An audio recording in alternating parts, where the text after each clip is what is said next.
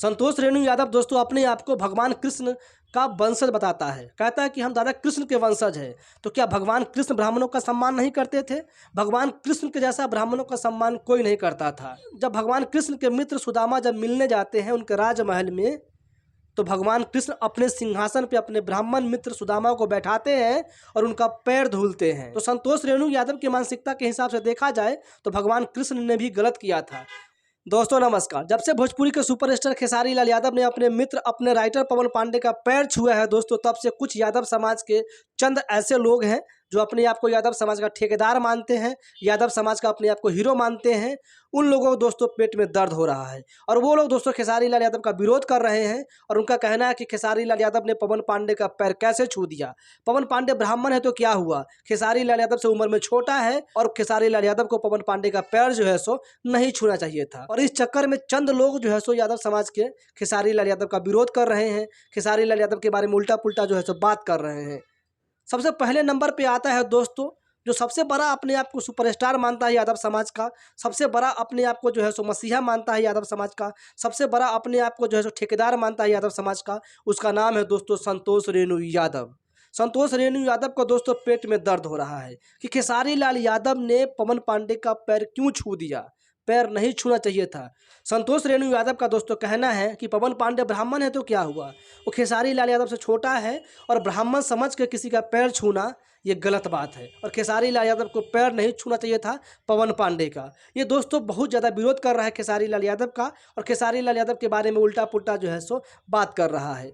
संतोष रेणु यादव दोस्तों वो इंसान है जो गायकी करने गया तो गायक नहीं बन पाया, हीरो बनने गया तो हीरो नहीं बन पाया, नेता बनने गया तो लोगों ने वोट नहीं किया, तो एक मुखिया का चुनाव तक नहीं जीत पाया और आज अपने आप को सबसे बड़ा सुपरस्टार मानता है यादव समाज का, ठेकेदार मानता है यादव समाज का, चंद यादव समाज के कुछ लोगों का। दोस्तों हर यादव समाज के भाई लोग जो है सो इसका समर्थन नहीं करते हैं।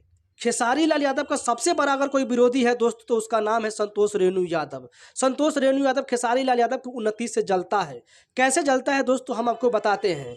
ये चाहता है कि खेसारी लाल यादव का जो दायरा है वो बहुत बड़ा है और इस चीज़ से इसको जलन होता है और ये चाहता है कि खेसारी लाल यादव का दायरा जो है सो सिर्फ और सिर्फ यादव समाज तक ही सीमित रह जाए और यादव समाज का खेसारी लाल यादव के ऊपर में टैग लगाना चाहता है, मुहर लगाना चाहता है खेसारी लाल यादव के ऊपर में, ताकि खेसारी लाल यादव को जो लोग भी प्यार करते हैं, दूसरे समाज के प्यार करते हैं, दूसरे धर्म के लोग, दूसरी जाति के लोग जो प्यार करते हैं वो प्यार ना करें। हर जाति, हर धर्म, हर मजहब के लोगों का प्यार मिलता है तभी जाकर खेसारी लाल यादव आज इतने बड़े सुपरस्टार हैं। खेसारी लाल यादव का दायरा दोस्तों बहुत बड़ा है। खेसारी लाल यादव के लिए हर जाति के लोग जो है सो खड़े हो जाते हैं जब खेसारी लाल यादव के ऊपर में कुछ विपत्ति आता है। सिर्फ यादव समाज के लोग ही नहीं जाते हैं, हर जाति, हर मजहब, हर धर्म के लोग जो है सो खेसारी लाल यादव के लिए खड़े हो जाते हैं।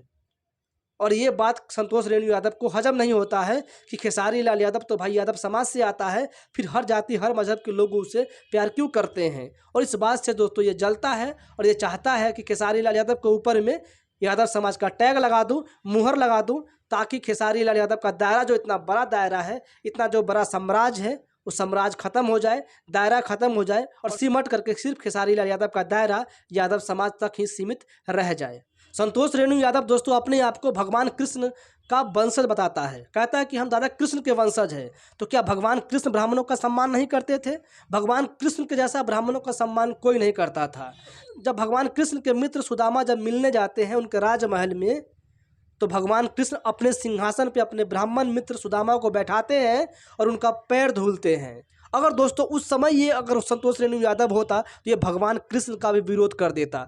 क्यों नहीं भगवान कृष्ण का विरोध करता है कि भगवान कृष्ण को सुदामा का पैर नहीं धोना चाहिए था, ब्राह्मण हुआ तो क्या हुआ। भगवान कृष्ण जो थे वो राजा थे और सुदामा एक गरीब ब्राह्मण था, तो भगवान कृष्ण का भी विरोध कर दो, अपने दादा कृष्ण का भी विरोध कर दो। सच बताओ दोस्तों तो ये असली यादव शायद है ही नहीं।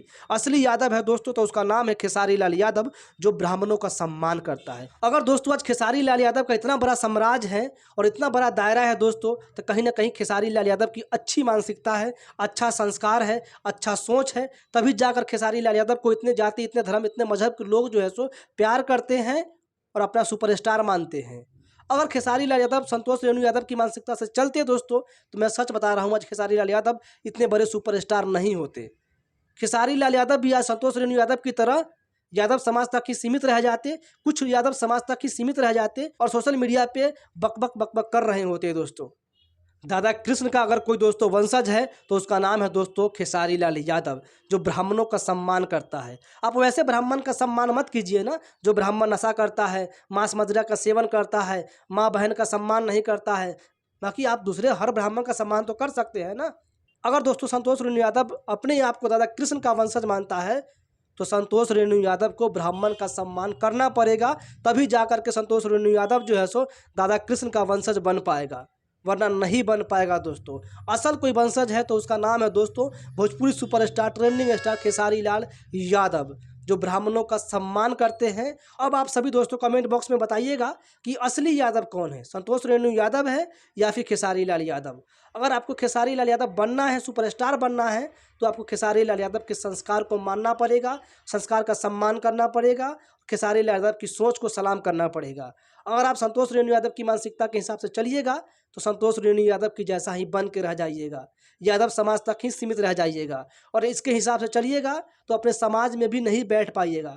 आपको अच्छे से पता है कि हमारे देश में हर जाति, हर धर्म, हर मजहब के लोग रहते हैं। हमारे गांव में हर जाति, हर धर्म के लोग रहते हैं। हमारे पड़ोस में हर जाति, हर धर्म के लोग रहते हैं। आपको अगर समाज में उठना बैठना है तो आपको हर जाति, हर धर्म, हर लोगों का सम्मान करना पड़ेगा। ये नहीं कि अपने समाज को सिर्फ ऊंचा दिखाने के चक्कर में आप दूसरे समाज को हमेशा नीचा दिखाइए, उसको अपमानित कीजिए, उसको गाली दीजिए।